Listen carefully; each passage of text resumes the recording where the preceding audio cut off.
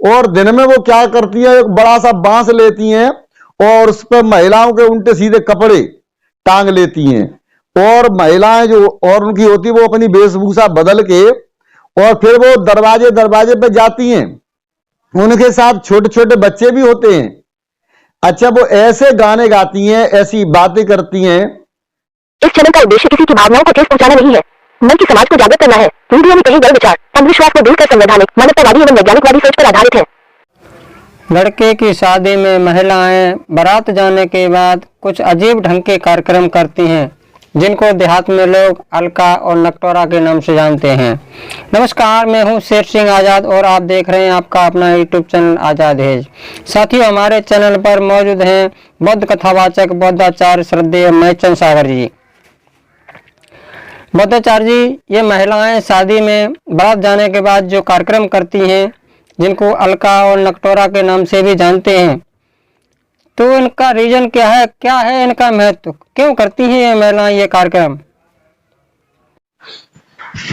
सभी सम्मानित दर्शकों को नमो बुद्धा, जय भीम, जय भारत, जय संविधान और जय विज्ञान।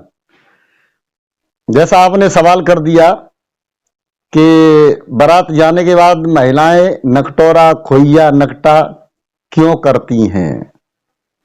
वैसे तो अगर उन महिलाओं से पूछा जाए तो वो भी जवाब नहीं दे पाती वो क्यों करती हैं, लेकिन वो ये कहती हैं ये तो होता आया समूह करता है, यानी भेड़ चाल है। तो भेड़ चाल में तो बहुत सारे काम हो रहे हैं समाज के अंदर, क्या है, लेकिन कोई अपना दिमाग नहीं लगाता है।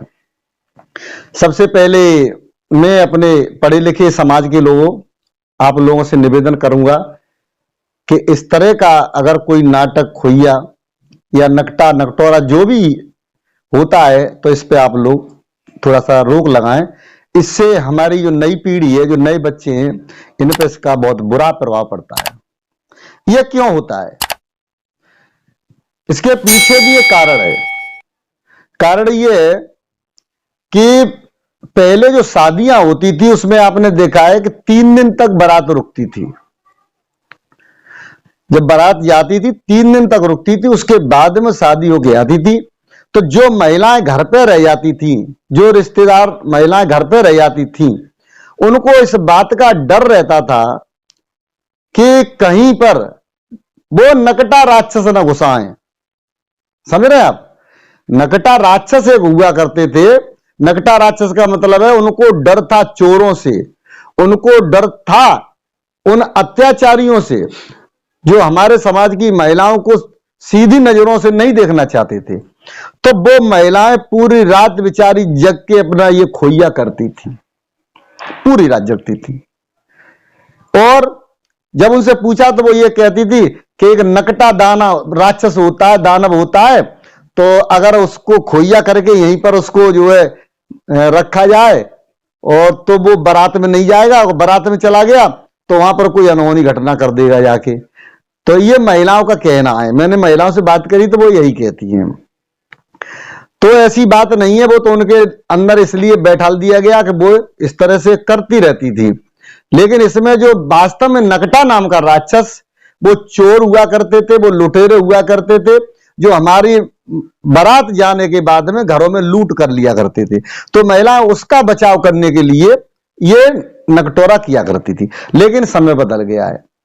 अब समय ये हो गया कि अब बारात सिर्फ 2 घंटे के लिए जाती है, उसके बाद लौट के आ जाती है।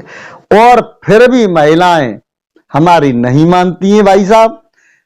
जैसे ही बारात चली गई, जाने के बाद पहले शाम को थोड़ा बहुत खोइया करती हैं और उसके बाद में फिर दिन में, मैंने देखा है दिन में करती हैं।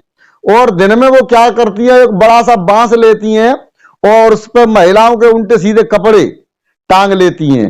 और महिलाएं जो और उनकी होती है, वो अपनी वेशभूषा बदल के और फिर वो दरवाजे दरवाजे पे जाती हैं। उनके साथ छोटे छोटे बच्चे भी होते हैं। अच्छा, वो ऐसे गाने गाती हैं, ऐसी बातें करती हैं कि सुनने में ही कान फट जाते हैं। लेकिन उन्हें शर्म इस बात की नहीं रहती है कि ये बात तुम अपने बच्चों के सामने कह रही हो, अपनी बेटी के सामने कह रही हो, और लोग सुनने वाले क्या कहेंगे? क्या ये कहेंगे कि आप सभ्य समाज की महिलाएं हैं? बिल्कुल नहीं कहेंगे। और पूरे जाके पूरे मोहल्ले में घूमती हैं।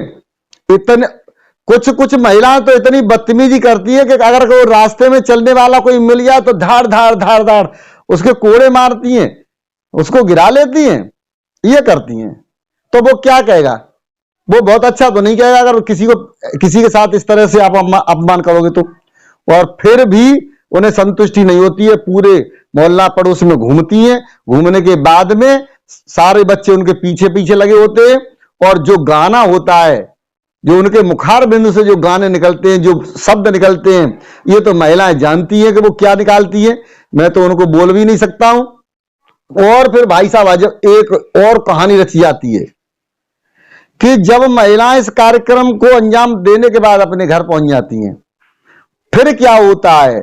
फिर ये होता है कि जो बेटियां, जो बेटे 8-8, 10-10 साल के उनके पीछे जो चल रहे थे और वो उन गानों को सीख रहे थे, और फिर दूसरे दिन जब वो बच्चे कहीं खेलते हैं आपस में, तब वही वाले गाने और वही वाला खेल खेलते हैं कि हमारी मम्मी ने कौन सा खेल खेला था कल।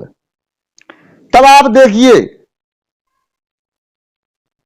उस समय आप देखिए कि उन बच्चों के अंदर कितना प्रभाव पड़ गया उस एक दिन के नकटोरे से।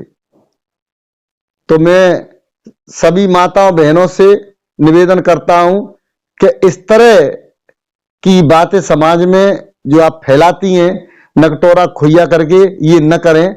इससे आपके बच्चे भी प्रभावित हो रहे हैं, समाज भी प्रभावित हो रहा है, और आपको कोई बहुत बड़ा जो उपहार नहीं मिल रहा है, न कोई आपको बहुत बड़ा सम्मान दे रहा है, और आप अपनी इज्जत अपने आप ही खो रही हैं इस खोइया के माध्यम से।